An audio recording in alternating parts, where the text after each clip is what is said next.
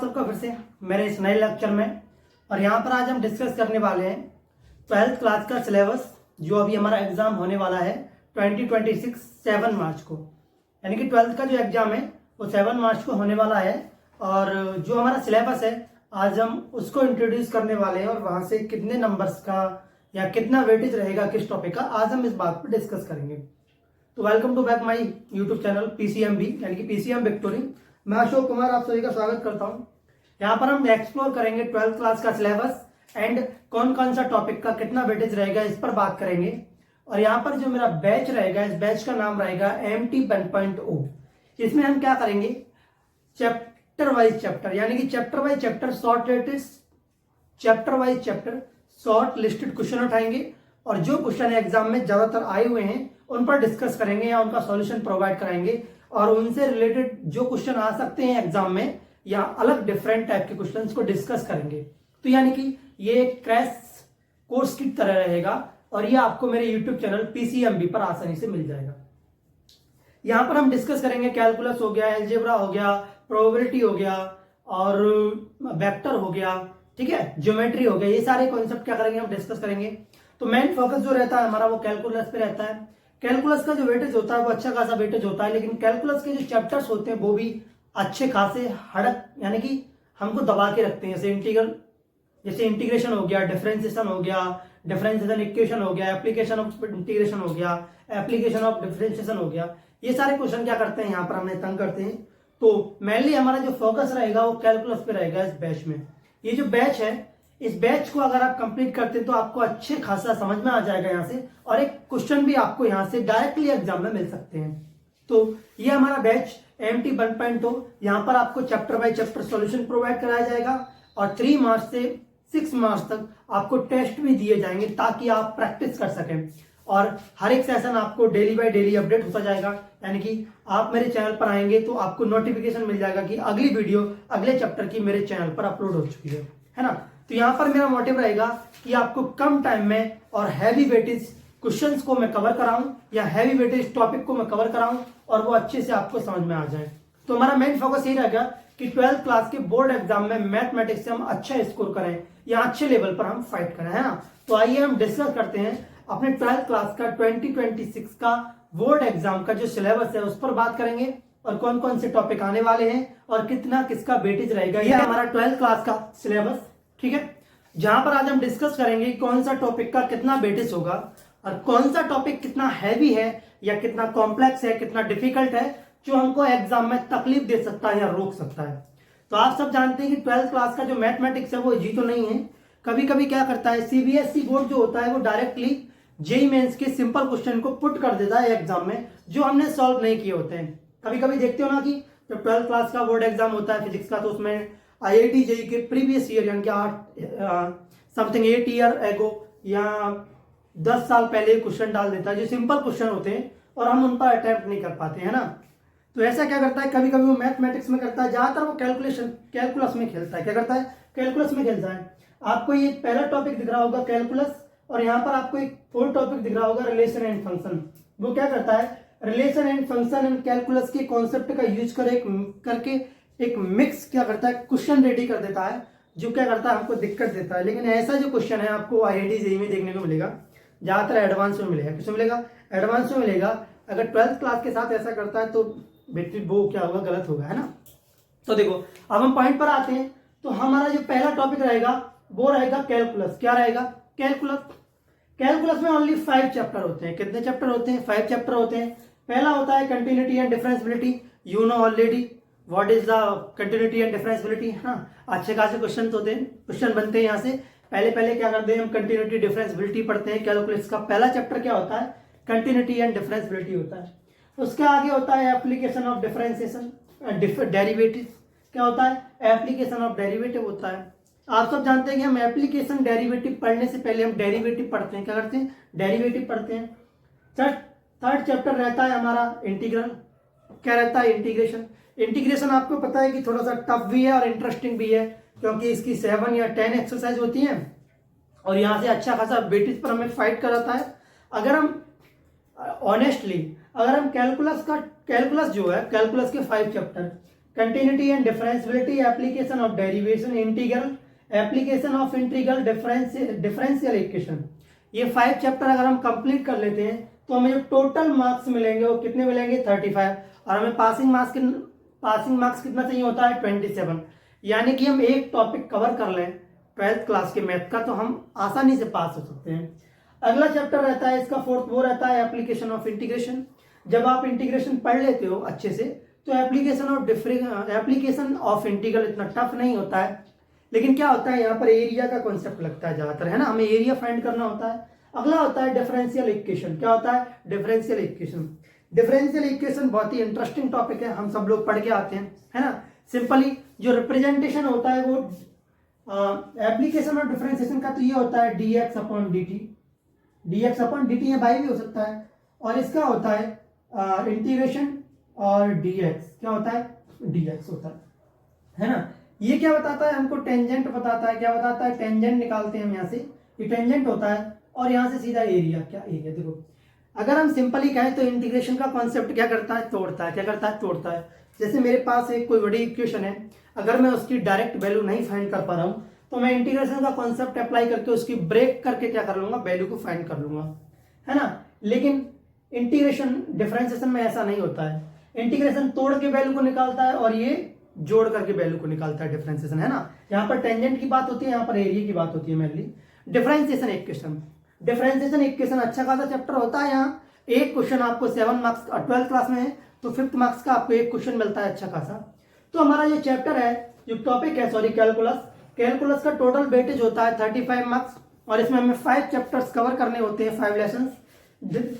पहला होता है कंटिन्यूटी एंड डिफरेंशियबिलिटी, नेक्स्ट होता है application of derivative, integrals, application of integral, differential equation है, डिफरेंशियल इक्वेशन, ठीक है। उसके बाद हमारा अगला चैप्टर रहता है वेक्टर एंड 3D ज्योमेट्री। क्या रहता है? Vector and 3D geometry. Vector and 3D geometry का जो वेटेज रहता है वो 14 मार्क्स का रहता है। कितने का रहता है? 14 मार्क्स का रहता है। और आप सब जानते हैं कि यहाँ पर क्या पढ़ते हैं? हम एक वेक्टर पढ़ते हैं, अलजेब्रा। क्या अलजेब्रिक इक्वेशंस का यूज होता है? क्या होता है? अलजेब्रिक इक्वेशन का भी यूज होता है। इसीलिए हम टॉपिक, अगला जो हमारा चैप्टर रहता है वो रहता है वेक्टर अलजेब्रा। वेक्टर अलजेब्रा में हमारा जो टॉपिक रहता है वो रहता है डॉट क्रॉस प्रोडक्ट, है ना। या तो हम डॉट प्रोडक्ट निकालते हैं या फिर क्रॉस प्रोडक्ट निकालते हैं, है ना। या तो क्रॉस प्रोडक्ट फाइंड करते हैं या डॉट प्रोडक्ट फाइंड करते हैं, ठीक है। अगला रहता है line and plane in 3D geometry. You know already क्या दिया होगा हमें? एक इक्वेशन दी होगी, लाइन की इक्वेशन दी होगी। क्या करना होता है? उसकी वैल्यू फाइंड करनी होती है। तो इस टॉपिक पर हमें पढ़ना होता है line and plane in 3D space, okay. तो वेक्टर एंड 3D ज्योमेट्री है, इसका वेटेज कितने का रहता है? 14 मार्क्स का रहता है। कितने का रहता है? 14 मार्क्स का रहता है। और ये जो टॉपिक आता है वो कैलकुलस के बाद आता है ना। कैलकुलस जब आप कैलकुलस कवर कर लेते हो, आफ्टर कैलकुलस अगला टॉपिक हमारा क्या रहता है? वेक्टर एंड 3D ज्योमेट्री रहता है ना। तो यहाँ पर भी अगर आप अच्छे से पूरी साल पढ़े हैं तो यहाँ पर आपको मुझे एक्सप्लेन करने की जरूरत नहीं है कि किस टाइप के क्वेश्चंस होते हैं, है ना। उन क्वेश्चंस का लेवल क्या होता है आप ऑलरेडी जानते हैं। लेकिन हमारा जो लेसन, जो हमारा लेक्चर रहेगा उसमें सारे के सारे हाई लेवल क्वेश्चन रहेंगे, है ना। तो यहाँ पर मैं आपको उस क्वेश्चन से रिलेटेड कॉन्सेप्ट को क्या करूंगा? एक्सप्लोर करूंगा या बताऊंगा, लेकिन आपको बेसिक नहीं बता पाऊंगा ज्यादा, है ना, क्योंकि लिमिटेड टाइम है हमारे पास और हमें नेक्स्ट लेवल पर फाइट करनी है ना। तो हमारा जो नेक्स्ट रहता है वो रहता है एलजेब्रा। क्या रहता है? एलजेब्रा। एलजेब्रा में मेनली 2 ही क्या आते हैं? चैप्टर आते हैं। पहला आता है मैट्रिक्स। मैट्रिक्स सब जानते हैं आप लोग, स्क्वायर ब्रैकेट के अंदर होता है। क्या होता है? स्क्वायर ब्रैकेट के अंदर क्या होते हैं? हमको एलिमेंट दिए होते हैं। क्या दिए होते हैं? एलिमेंट दिए होते हैं, उनको रो एंड कॉलम कॉल करते हैं हम, यानी कि रो एंड कॉलम कहते हैं, ठीक है। तो मैट्रिक्स में हम क्या रीड करते हैं ज्यादा से ज्यादा? Types of matrix. ऑपरेशन हो गया, एडिशन, सब्सट्रैक्शन, मल्टीप्लिकेशन, है ना, और इनवर्स। हम क्या करते हैं? मैट्रिक्स का इनवर्स फाइंड करते हैं। यही 3 टॉपिक मैट्रिक्स के इंपॉर्टेंट है। ये पहला टाइप सभी को पता होता है कि how many types of matrix, है ना। और अगला होता है operation, how many operation apply in matrix, सब जानते हैं 4 टाइप्स के ऑपरेशन होते हैं। अगला होता है इनवर्स। इनवर्स वाला जो होता है वो थोड़ा सा अच्छा सा टॉपिक होता है। क्या होता है? अच्छा टॉपिक होता है। यहां से आपको 5 मार्क्स का एक क्वेश्चन मिलता है इनवर्स से। कहां से? इनवर्स से आपको 5 मार्क्स का मिलता है। यानी कि एलजेब्रा अगर मैं कंप्लीटली ऑनेस्टली कहूं तो एलजेब्रा आपको आसानी से क्वेश्चन देके जाता है, आसानी से क्वेश्चन देके जाता है और इजीली सॉल्युबल क्वेश्चन देके जाता है। है ना। तो अलजेब्रा का हमारा जो पहला टॉपिक रहेगा, पहला लेसन रहेगा, वो रहेगा मैट्रिक्स। क्या रहेगा? मैट्रिक्स। मैट्रिक्स जो होता है, हम स्टार्टिंग का 3rd चैप्टर हमारा मैट्रिक्स होता है 12th क्लास की बुक में, है ना। तो वहां से आप अच्छे से मैट्रिक्स को पढ़ के आए होंगे, बहुत फाइट की होगी आपने मैट्रिक्स में। 15 डेज या 12 डेज तो ये चलता है, ये चलता है। लेकिन अलजेब्रा का हमारा दूसरा टॉपिक रहता है, वो रहता है डिटर्मिनेंट। क्या रहता है? डिटर्मिनेंट। आपको हम बता दूं, जो अलजेब्रा का जो वेटेज होता है, क्या होता है? वेटेज होता है वो सीबीएसई बोर्ड में 10 मार्क्स का होता है। कितने का होता है? 10 मार्क्स का होता है। अलजेब्रा का आफ्टर मैट्रिक्स जो हमारा नेक्स्ट टॉपिक होता है, नेक्स्ट लेसन होता है, वो होता है डिटर्मिनेंट। क्या होता है? डिटर्मिनेंट। डिटर्मिनेंट में हमें जो हाईलाइटेड टॉपिक पढ़ने रहते हैं, जो हमारे टॉपिक होते हैं, वो होते हैं माइनर, कोफैक्टर एंड इनवर्स। क्या होता है? Cofactor and inverse. लेकिन इसमें हम इक्वेशन पढ़ते हैं, सिमेट्रिक इक्वेशन और नॉन सिमेट्रिक इक्वेशन, है ना। एक होता है हेट्रोजीनियस और एक होता है होमोजीनियस। ये सारी चीजें क्या करते हैं, हम डिस्कस करते हैं इनवर्स में। किसमें? इनवर्स में। लेकिन सिमेट्रिक इक्वेशन और नॉन सिमेट्रिक इक्वेशन का अच्छा खासा वेटेज होता है। 5 मार्क्स में 2 इक्वेशन दी होती हैं और उनका हमको क्या करना पड़ता है, मैट्रिक्स के सम कॉन्सेप्ट को अप्लाई करके और डिटर्मिनेंट के कॉन्सेप्ट को साथ लेके उनको सॉल्व करना होता है। यानी कि मैं कहूं तो डिटर्मिनेंट और मैट्रिक्स का मिक्स कॉन्सेप्ट का भी एक क्वेश्चन आता है ना। तो डिटर्मिनेंट का जो मेन होता है, माइनर डिटर्मिनेंट पढ़ते हैं, कोफैक्टर निकालते हैं और इनवर्स निकालते हैं। क्या निकालते हैं? इनवर्स निकालते हैं। और आप अच्छे से पढ़ के आ रहे हैं तो आपको पता होगा कि ये बहुत ही सिंपल चैप्टर होते हैं, मैट्रिक्स एंड डिटर्मिनेंट। क्या होता है? डिटर्मिनेंट। और 12th क्लास की बुक में हमारा जो पहला टॉपिक रहता है या पहला लेसन रहता है, अगला टॉपिक है रिलेशन एंड फंक्शन। क्या रहता है? Relation and function. इसका वेटेज रहता है 8 मार्क्स का रहता है। कितने का रहता है? 8 मार्क्स का रहता है। अच्छा खासा वेटेज रहता है रिलेशन एंड फंक्शन का। रिलेशन एंड फंक्शन में हम पहला चैप्टर रिलेशन पढ़ते हैं, नेक्स्ट चैप्टर फंक्शन पढ़ते हैं और 3rd चैप्टर पढ़ते हैं ITF. ITF stand for inverse trigonometric function. आप सभी को पता है कि आईटीएफ इतना टफ नहीं होता है 12th क्लास का, बहुत सिंपल होता है और यहां से हमको 4 या 5 मार्क्स का एक क्वेश्चन आसानी से मिल जाता है। तो हम रिलेशन फंक्शन में क्या पढ़ते हैं? टाइप्स ऑफ फंक्शन पढ़ते हैं, टाइप्स ऑफ रिलेशन पढ़ते हैं, है ना। आप सभी को पता है रिफ्लेक्सिव रिलेशन होता है, सिमेट्रिक रिलेशन होता है, ट्रांजिटिव रिलेशन होता है। These are all topics very interesting and very tough for beginners, because अगर हमने देखो रिलेशन एंड फंक्शन जो होता है वो थ्योरेटिकल होता है। क्या होता है? थ्योरेटिकल चैप्टर होता है। क्या होता है? थ्योरेटिकल चैप्टर होता है। जब तक हमको इसकी थ्योरी कंप्लीट नहीं होगा, हमें ये पता नहीं होगा कि कौन कौन सी कंडीशन अगर एग्जिस्ट कर रही हैं तब कोई रिलेशन जो होगा वो रिफ्लेक्सिव रिलेशन होगा, सिमेट्रिक रिलेशन होगा या ट्रांजिटिव रिलेशन होगा। तो रिलेशन एंड फंक्शन में जो मेनली जो हमको फोकस करना रहता है पहले, वो थ्योरी पर रहता है। क्या रहता है? थ्योरी पर रहता है। रिलेशन एंड फंक्शन की थ्योरी आपको अच्छे से आती है तो यहां से आपसे कोई भी क्वेश्चन नहीं छूटेगा। अगला रहता है हमारा आईटीएफ यानी कि इनवर्स ट्रिग्नोमेट्रिक फंक्शन। और इनवर्स ट्रिग्नोमेट्रिक फंक्शन यानी कि ट्रिग्नोमेट्री से तो हमारी पुरानी दोस्ती होती है, क्योंकि हम इसको 12th क्लास से पढ़ते हुए आ रहे होते हैं। 10th क्लास से पढ़ते हुए आ रहे होते हैं। 9th क्लास में ट्रिग्नोमेट्री का हमें टी भी नहीं आता है, लेकिन 10th क्लास में जैसे घुसते हैं हमको टी से और जेड तक दे दी जाती है ना ट्रिग्नोमेट्री।